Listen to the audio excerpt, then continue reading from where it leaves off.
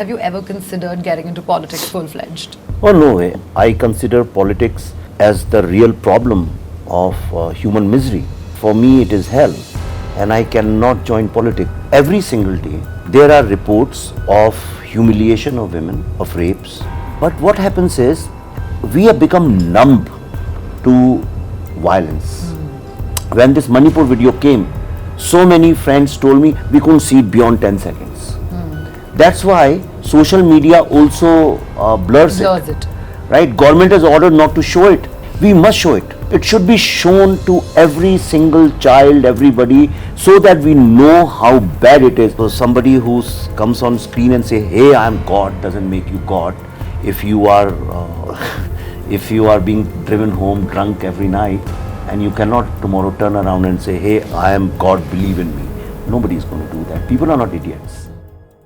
Hey everyone, this is me, Hesha Chima, and today here on ETimes, I'm talking to Vivek and Pallavi yet again. Thank you for joining me. Very, very excited. We saw the trailer of Kashmir Files Unreported yesterday, and today we're here to actually get into the depth and the pulse of what brings us here in Kashmir today. So, Vivek, I want to start off actually by asking you, given the fact that you have such high knowledge as far as all these socio-political issues are concerned, have you ever considered getting into politics full-fledged? Oh, no way. I consider politics as the real problem of human misery.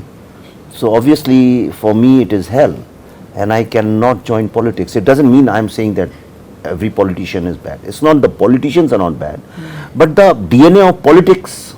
And see, anything which belongs to a market, okay, can be used to damage humanity. Okay, it can be, when religion is used to market, then that can also damage humanity a lot. And another thing is that I can sit here and say whatever I want to. It's my voice. It's purely my voice. But if I go into politics, I'll have to join a party or I'll have to create a party. In either case, I will be speaking it will be somebody else's voice, somebody else's agenda which I will be propagating, and I refuse to live a life where I have to be somebody else's voice. For that you have HMV, his master's voice, which I am not. So that's why never, no. I'm better off there should be socio-political commentators and storytellers rather than everybody cannot join politics. Does being so opinionated, about everything that you sort of want to voice out comes with its own disadvantages as well? If yes, what are those for you? No, I have no disadvantage. I don't see any disadvantage. There is nobody in this world who does not have opinions. People are scared to express themselves because they are busy impressing others. Most of the people you will find say things or not say things because they want to impress somebody. Okay, and I'm free of all that. I don't have to impress the box office. I don't have to impress people who anyway are not going to agree with what I like.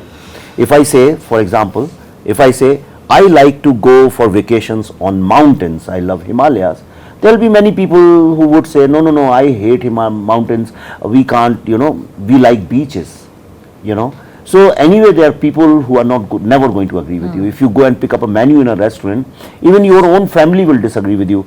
So it's good. I have no baggage about impressing people or taking people into confidence who do not agree with me. So I am absolutely free, and therefore I can do so many things which I want to do without any stress. Okay, so I am totally stress free because I express myself with my opinions. You also have opinions. Every goddamn person in this world has opinions. But people keep them inside, and therefore people get heartburns.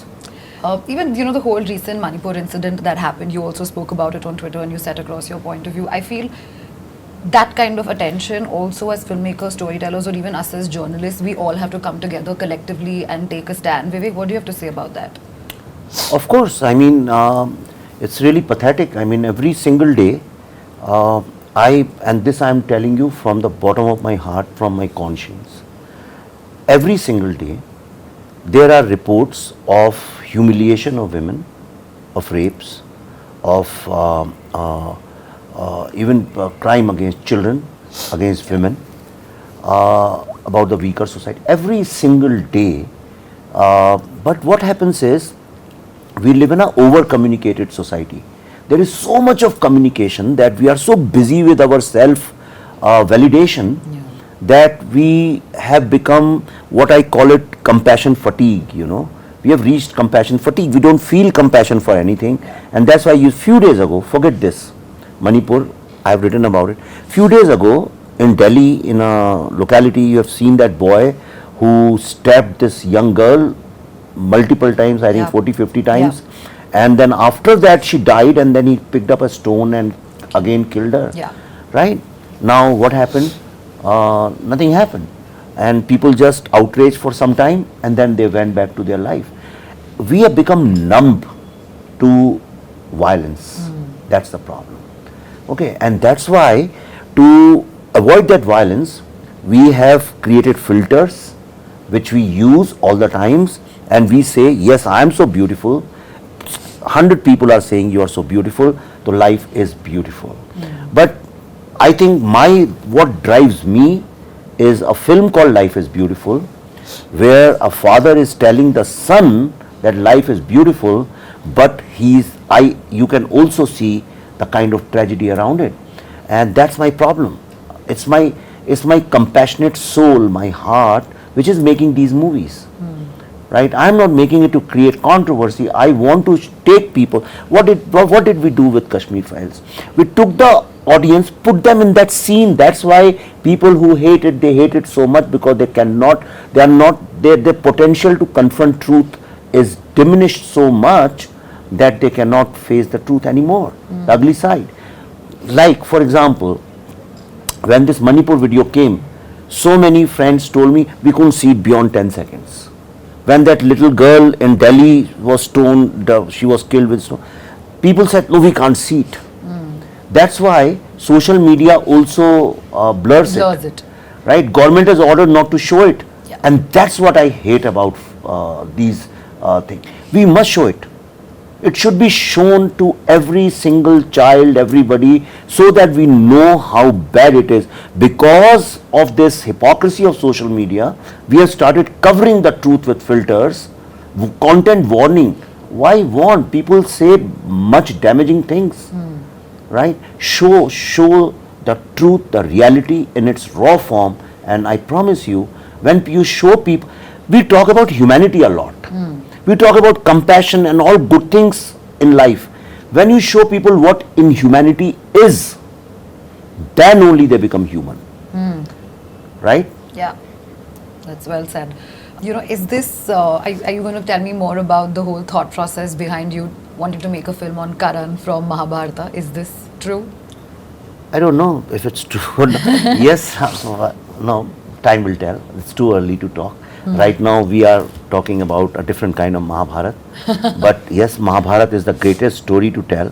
And if I have to ever tell that, which I think I should in this lifetime, then I won't like to tell Mahabharata as a mythology, which I think Mahabharata is history, and it should be told like history in pure form, where people are people and not gods, magicians and gods. Yeah. But you know, like, I'm just going to follow up this by I'm asking you this is because a film like Adipurush really got people scared with the kind of stuff that happened. Like, audiences were like, what just happened? And obviously, filmmakers also were taken aback, right? That's where I'm coming from. When you're going to tap into something which has mythology involved, it does get even more sentimental. See, the problem is because when you make something which you don't believe in, you make it ki acha aajkal ye chal raha hai, ye bana do. You are definitely going to go wrong with stories of faith. When you have to make story of faith, first you should be the first person to have 100% faith in that. Okay? Or you should be a historian. पर चलो चलता है, इसको ले लो, star को ले लो, उसको ले लो, ये कर लो. I don't think that will ever work in India. Anybody who will try to take stars for either Mahabharata or Ramayana will never be able to complete it. And even if they complete it, they are going to face the same fate as Ramayana. Okay, there is a reason why Mahabharata, Gita, Ramayana, these for thousands of years, they are in everybody's psyche. Yeah. You know, there is a reason. One has to think. Nothing lasts for 5,000 years. If one story has lasted for 5,000 years, there is a very strong reason for that. Okay, so somebody who comes on screen and say, "Hey, I am God," doesn't make you God. If you are if you are being driven home drunk every night, and you cannot tomorrow turn around and say, "Hey, I am God, believe in me." Nobody is going to do that. People are not idiots. Audiences have become very smart and they've actually evolved a lot, I think. And that's also because of OTT coming in the picture, where not only I think avenues have opened for people in terms of acting, but then there is whole your script writing, your filmmaking, your direction. There's just so much out there. I want to ask you this, Pallavi. The fact that you've been involved in a project like Kashmir Files and Kashmir Files Unreported, personally, what kind of content do you consume? Oh, I consume everything. I don't restrict myself to any content. I see a lot of thrillers, suspense. I see non-fiction documentaries. I see historical films. I see romance. I see anything and everything that people recommend, because I love cinema. So I consume cinema as a rabid, cinema fan. But yes, I do have a few go-to films when I'm completely stressed out, which just take me, off the stress completely, make me laugh a lot, and then I'm fine. What about you, Vivek? What is the kind of content that you're consuming? See, I used to consume all kinds of content, but in last few years, I have just stopped consuming any kind of content, because I am doing so much of research and so much of work that my hard disk is full, and I don't have, so I need some space for my own work. But yes, if I watch non-fiction and I watch historicals. I love to know about history. So my favorite shows are all ancient history and stuff like that. As a director, filmmaker, storyteller, what is that one misconception about the film industry that you'd like to break? That we are stars, we are celebrities, which is something which I don't like, because to put somebody on a pedestal and say this guy is so superior. Yes, somebody can be richer than you, somebody can be more famous than you, means people can recognize that person, but to assume that person is very different from us is not right. In fact, life of famous people is hell, because then you are slave to your own image, and it's not a great life, it's not a good life, it's a very, very sad life. So so we are promoting sadness by promoting too much of stardom. And I think people now in modern world, people should be very normal and cool, and they should just be able to go everywhere, and but then stars also love creating that world for themselves, where wherever they go, people run after them. Yeah. And for you, Pallavi, what is that one thing that you'd like to break in terms of a misconception as an actor specifically? Should I say it? Please. See, when we talk about film industry,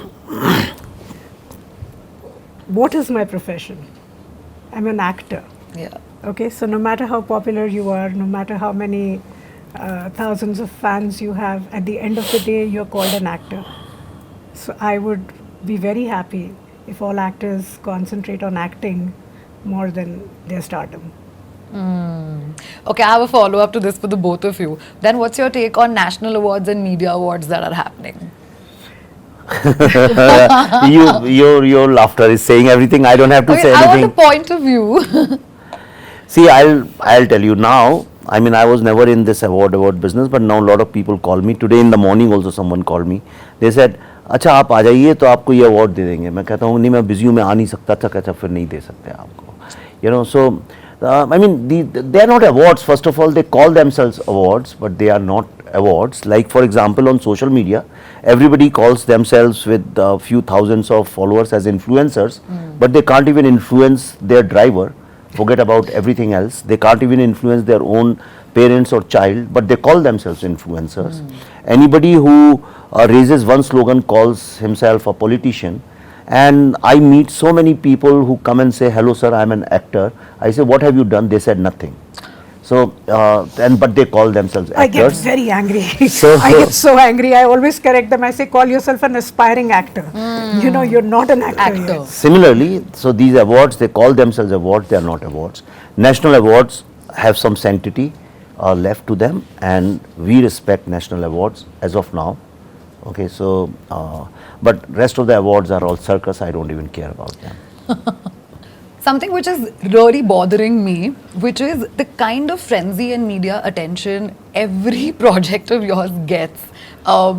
You know, and then obviously you're somebody who you've said it even yesterday that you kind of do take an effort to respond to people, to put your point of view across. Does it get tasking and taxing at some point when it comes to your mental health? Because it is difficult. If I have to respond to people over criticism, I'll just be like, I'm shutting shop here. I don't think I can do this. But how do you sort of navigate through this? So, okay, I can divide this, my answer into two parts. Okay. As far as I am concerned, me, the person, I am very attention shy person. I don't like, even at airport, so many people come for selfies. I really feel very awkward, and I don't like it. I don't like people noticing me. I like to remain invisible. This is me. But I'm smart enough to draw a line between me and my job. Okay, so Vivek Ranjan Agnihotri, the storyteller, decided to tell a lot of socio-political stories, and that way I'm very happy that these projects are getting a lot of attention for 2-3 reasons. Number one, that these are very important subjects. Okay, Kashmir Files or Tashkent Files was a very important subject. Buddhaina traffic jam was a very important subject. Kashmir Files and now Kashmir Files Unreported is a very important subject. The world should know about a genocide which took place in our own country and nobody reported it. And that's why we call it unreported, means the truth which was unreported for 32 years and which the political media and the politicians and the historians failed to report, finally filmmakers had to do it. And similarly, we have done this film, The Vaccine War. Okay, now we did a survey with Indian Institute of Management. When we asked everybody, people had no clue who made the vaccine which saved 1.3 billion people. So we said we must make this film, and we realized that it's the women scientists of India who sacrificed everything. They were locked in the labs for months and months, and they made it. So we said we have to tell this story. So what happens when you get attention, these kind of projects? A, it creates awareness. People get to know about it. We don't hype, we don't hardly do typical Bollywood style of marketing. And more than that, it also motivates and inspires younger people that to tell great Indian stories, you don't have to follow the Bollywood formula. You can make serious, research-based, very intense, verbose kind of films, and there is an audience for that. That's what the Kashmir Files success has done, and I'm sure with this Unreported, not sure, I can guarantee right now on camera, after this many young people will start writing Bibles for these kind of shows, which bring truth in its raw form, because there is an audience, and I have a feeling that there is a bigger audience for non-fiction than the fiction. But, you know, tell me, Pallavi, I want to ask you also the same question. Is it difficult to navigate, you know, Polaroid opinions when it's put out, not just on social media, but even when there's critics, you know, talking about all of these things, or probably, let's say, people amongst you, you know, somebody walking up to you and telling you that, you know, this side was shown and that side was not shown. What's your take on that? How do you sort of, you know, put a finger to it? I think if I were younger, maybe I would have gotten swayed by what people are saying. But at the age and experience that I'm in now, and knowing the kind of research that we've gone through, and knowing that we've made a truthful film, I don't get swayed by the naysayers. Because, you know, no matter what you do, there's always going to be criticism for the best of your work. So when you handle controversial subject, and Kashmir Files is the most controversial subject of India, we were quite sure that, you know, there will be people who will say that, nahi, ye galat hai, this is wrong, what you're saying is not correct. But then we maintained throughout that please see the film. Don't judge the film without seeing it, without knowing what we are trying to show in the film. So after all, we are human beings, so it does, you know, sometimes annoys you, irritates you, angers you. that, why are people doing this? Why are they forming opinions without actually watching our product? But then again, as I said, I think experience plays a huge part in this. You learn to tide over it. Well, thank you so very much for removing time and talking to us. Looking forward to Kashmir Files Unreported on Z5. I'm sure this is also going to great and create that kind of emotion and stuff which is needed, and a response that our society by large needs, not just for a state like Kashmir, but I think in general is India altogether. And we look forward to you guys coming out there and putting out such more stories for us to consume, and also for the generations ahead to have this as, like archived content that we can go back to and see the histories. So thank you so much for doing that. Thank you, and Aisha. thank you everybody for watching us there. I shall see you in my next video. Thank you.